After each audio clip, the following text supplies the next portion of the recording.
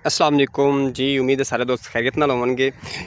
कहंदे ने हिम्मते मरदा मदद खुदा जी, बिल्कुल इस तरह ही मैं मौजूद हूँ इस टाइम लाला उमर सिंह दे नाल जिहड़ा बन बनाया गया ये लोगों ने जी अपनी मदद आप दे तहत एक बहुत अच्छा और ज़बरदस्त बन बनाया है। तुसीं वेख सकदे ने कैमरे दे विच यह सारा जिहड़ा एरिया है यह कवर किया उन्हें अपनी मदद आप दे तहत ट्रैक्टर नाल, एक्सीवेटर नाल, ट्रालियां नाल लोगों ने कईयां नाल मिट्टियां पईयां लाइयां ने पिंड तक और अपने पिंड को महफूज बनाया। अगर इधर वेखो तो कम से कम 8 फुट नीवी है जगह नाल वाली ते आदे घर महफूज बनाया, बच्चों महफूज बनाया। पिंड का तुहानूं भी खा लेना कि कितनी आबादी है, कमो बेश इत्थों 1500 घर इस पिंड का तो पिछे बाकी आबादियां सी। अगर ये बन टुट जाता या कोई मामला बन जाता तो होना सी।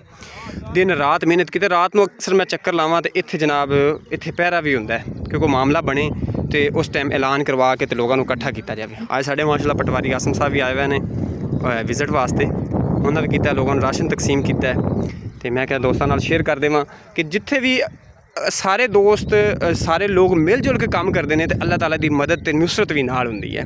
इस गल विच कोई शक नहीं। और उनका मूँह बोलदा सबूत जिहड़ा है वो साडे लाला अमर सिंह वाला बन है।